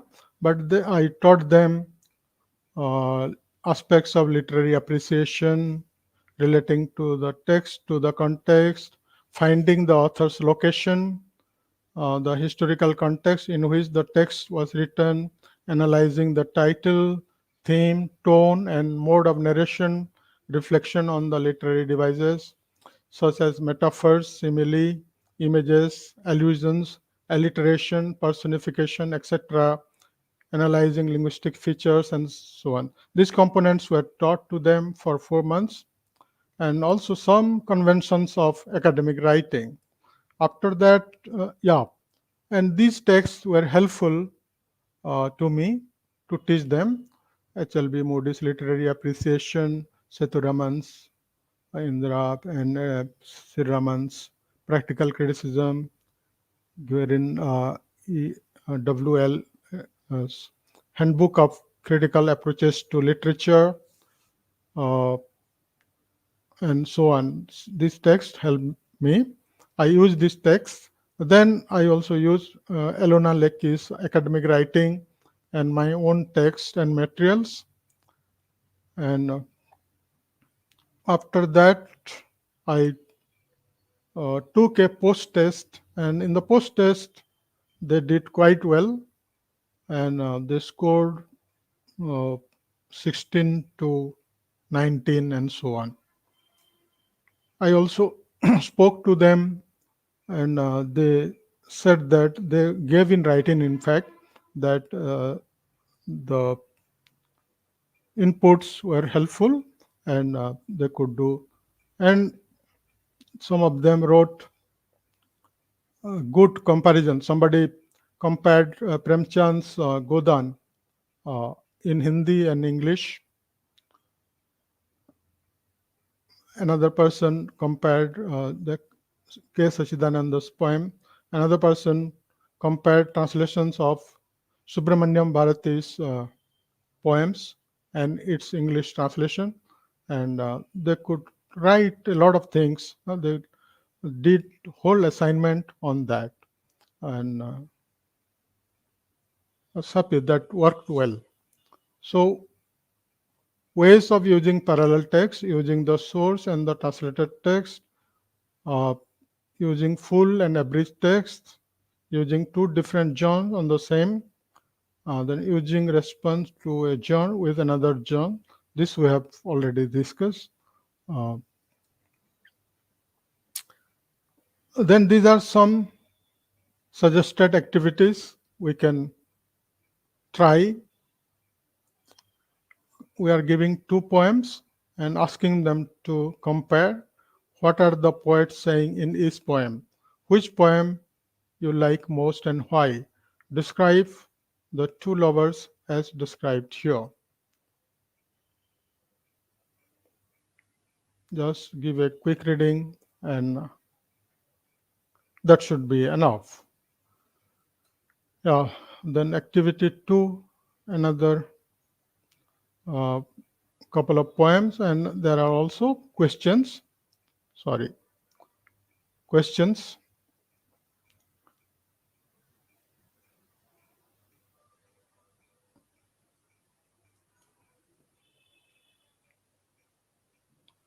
Yeah, this is another activity that can be given. Then choose a short poem from your mother tongue and translate that into English. Our learners know a lot of poems in their first language that can also be translated, and they can translate them without any problem. Read out the short text and the translated text to your fellow participants. So in conclusion, I would like to say that an exclusive syllabus with only British literature will make English studies elitist. And we remember why it was introduced by the British, but we have to make some modifications, some changes. They had their own purpose. Professor Kapil Kapoor says, if Indians had prepared the syllabus in the beginning itself, things would have been different. Yeah. So we have to move from class to mass now. An inclusive syllabus with intensive language components will make it enabling and accessible to many. Use of parallel text will facilitate language enrichment and literary appreciation. But for all these, an extra effort and staff and innovative ideas of the teachers are needed. They may help in translating all these. Now, I have a list of books. If you are keen, you could just note down on the things that I have discussed now. They will be helpful. And then lastly, thank you, and we'll just watch the short video, short film on guide and look at it. And ये ले भाई ये। ओ बहन, ये अपने खेत की सब्जियां हैं। इन करेलों में नमक लगाकर रख दो और फिर कड़वे तेल में तलो। मैं कहता हूँ बड़े लजीज बनेंगे। अच्छा तुम बैठो, मैं तुम्हारे लिए चाय बनाती हूँ। एक पेशी में बाहर गया था, लौटा तो तुम्हारा तार मिला।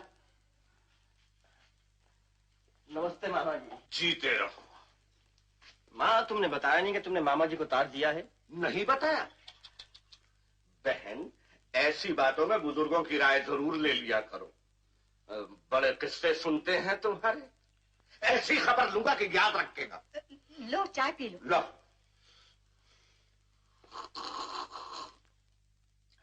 प्रैक्टिस जारी रखो। ये मेरा घर है, मुझे किसी का डर नहीं। नाचो नाचो, प्रैक्टिस करो। 1 2। अच्छा, तो आप इसमें मसरूफ हैं। हमारे खानदान में एक आदमी की कसर थी जो बंदरिया का नाच नचाए। डमरू तो ले आओ। बस करो रोजी, बाकी का कल।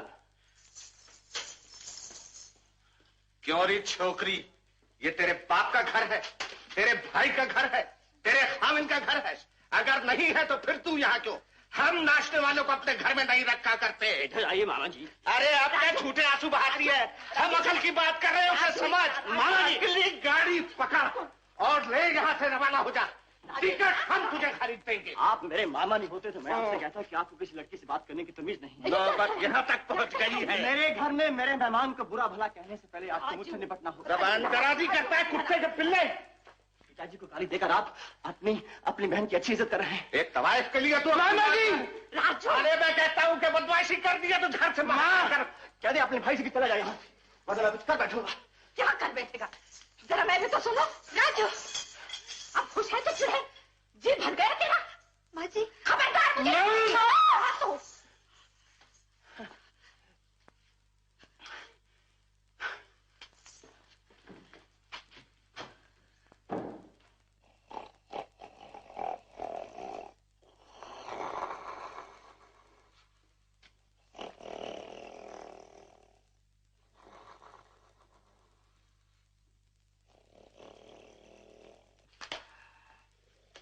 अब कितनी शांति है। तुम्हें बुरा तो नहीं लगा? राजू, मैंने सोच लिया, मैं चली जाऊंगी। मैंने भी सोच लिया है। क्या? कि तुम नहीं जाओगे। बस मैं कुछ सुनना नहीं चाहता।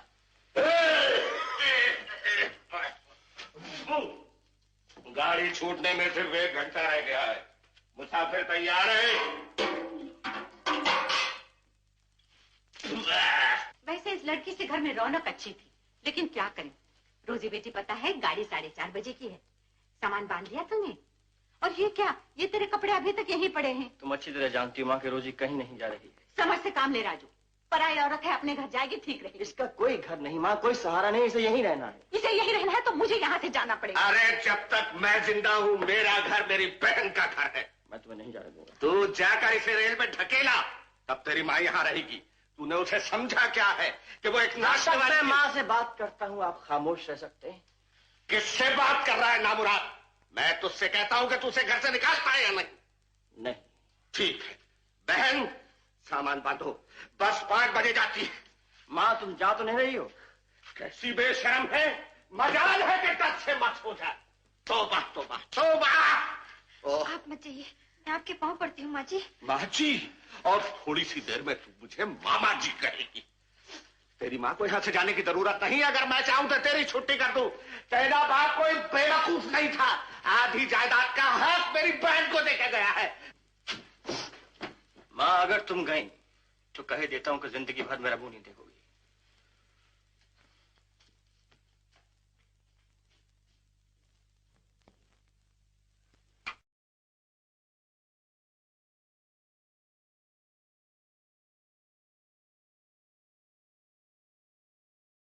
language, the two versions are quite different. In the guide, it is set in South India. Here it is North Indian scene and so on. And I think there'll be enough scope for the learners to discuss the film and the novel. So that's all. Thank you so much for this opportunity. It was great interacting all of you. Yeah. Now there are questions. Yeah, I would like to answer these questions. All right, very good. What's the place of Indian literature in the language that you propose? The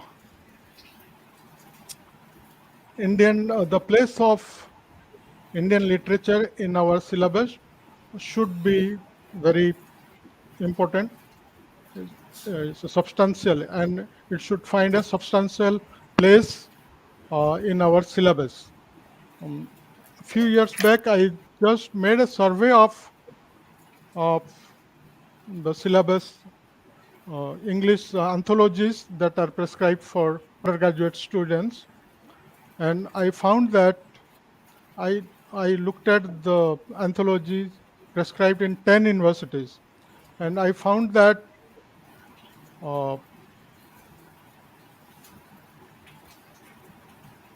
if many writers from English literature, American literature, they were there, but at the end you will find one Indian writer or one writer in Indian languages. So we should see to it that our writers get substantial place, because our literature is valuable, and that's why our writers have got a lot of Booker prizes in recent times. And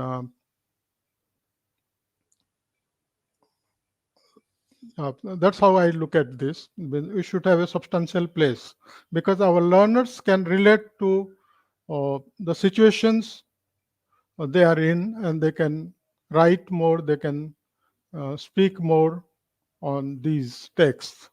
That is why it should have a substantial place.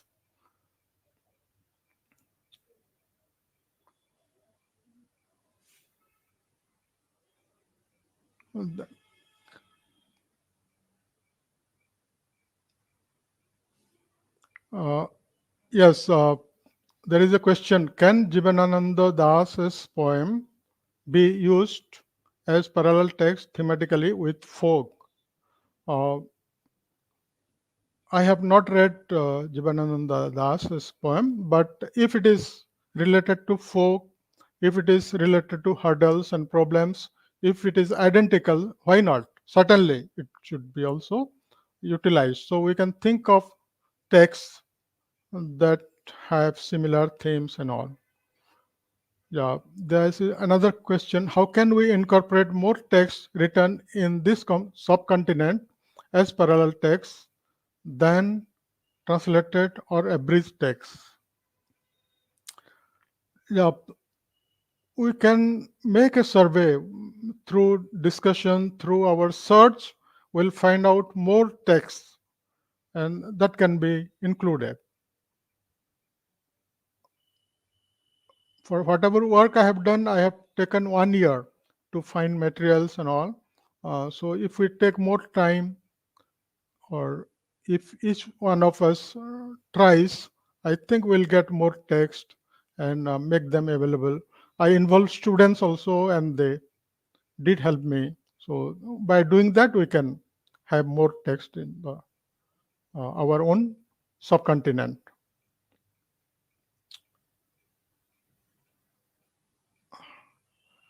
Yeah, Madam says thank you. It's a scholarly lecture. Thank you very much, Madam, for the appreciation.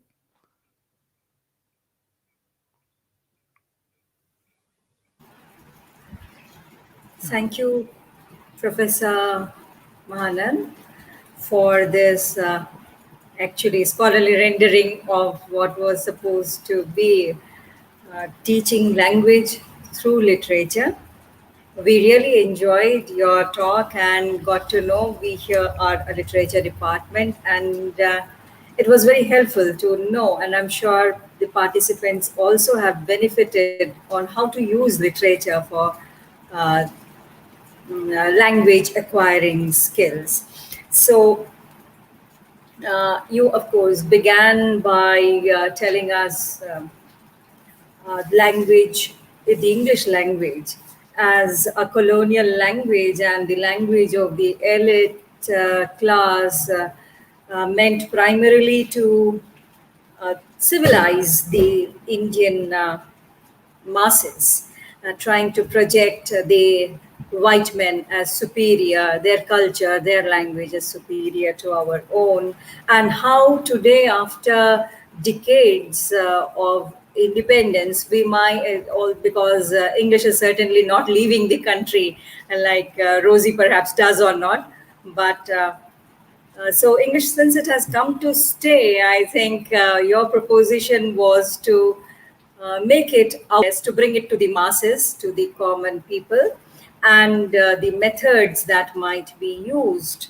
for acquiring this knowledge, and how younger generations might learn this art of writing and speaking English. And you talked about how to integrate language and literature, how we might incorporate certain texts and decolonize the teaching of English, incorporate it into our syllabus, and the methods that are used, and how the entire evaluation process might also help in acquiring language, English language.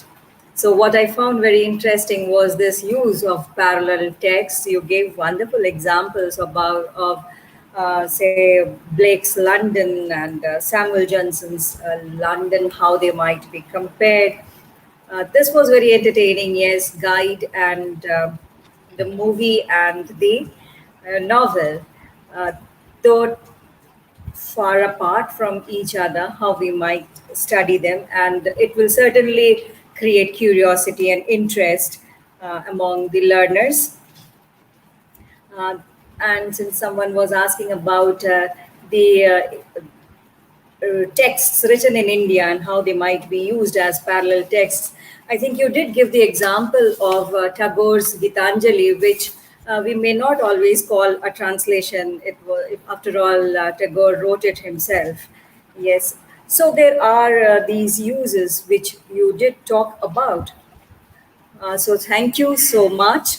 And we will see that I'm sure this webinar will help us to uh, bring down English language from its elitist position, and will be used more among the common masses, among the masses. But I don't know if it is leading towards English, and that what the movies that we saw of English, Winglish, or Hinglish, I suppose, is that where it is leading to when we bring it down from its elitist position and bring it to the masses? Are we heading also towards a new language called English or Unglish, if it is Odias who are using it? So in that manner. But thank you so much. And uh, there will be a formal vote of thanks by Dr. N.K. Behera, the Assistant Director of HRDC, Sambalpur University. Thank you, Professor Mahanand. Thank you, madam. Am I audible? Yes. Yes, yes, you're audible. So, esteemed Director, UGC-HRDC, Sambalpur University, Professor Bulu Maharana, Honorable Vice Chancellor of Sambalpur University and Chief Guest of today's webinar, Professor Sanjiv Mittal, Revered Guest of Honor, Registrar of our Sambalpur University, Dr. Nruparaj Sahu, Honorable Speaker of today's webinar, Professor Anand Mahanand, respected Coordinator, Dr. Aloka Patel, my dear colleagues and participants. So it is a great honor and privilege for me to propose vote of thanks on behalf of UGC-HRDC Sambalpur University in collaboration with the PG Department for English Sambalpur University. We are honored by the presence of our Honorable Vice Chancellor, Professor Sanjiv Mittal. In spite of his busy schedule, he has accepted our invitation to grace the occasion. Sir, we are extremely thankful to you for your kind words and moral support for this webinar. I wish to express my sincere thanks to our guest of honor and Registrar of Sambalpur University, Dr. Nruparaj Sahu, whose kind presence has encouraged not only to us, but also to our participants. Sir, thank you very much for gracing this occasion and enlightening the language of literature. I extend my sincere thanks to our honorable speaker of today's webinar, Professor Anand Mahanand, for his lucid elaboration about the teaching language through literature, which is the need of the hour. Sir, I am sure all of our participants have enjoyed the talk comfortably. Sir, on behalf of UGC-HRDC Sambalpur University and also along with the PG Department of English, I wish to thank you for this purpose. Thank you, sir. Professor Bulu Maharana, UGC HRDC Director of Sambalpur University, is gratefully acknowledged for successfully organizing this webinar. And also, I thank all the staffs of UGC HRDC Sambalpur University, along with the staffs and faculties of the English department. I would like to express my sincere thanks to coordinator Dr. Aloka Patel for nicely coordinating the webinar and also summarizing the talk at the end very nicely. Last but not the least, I wish all participants who have participated in this webinar, I wish you all very productive and constructive deliberations during this webinar. Thank you all once again. Thank you, sir. Thank you very much.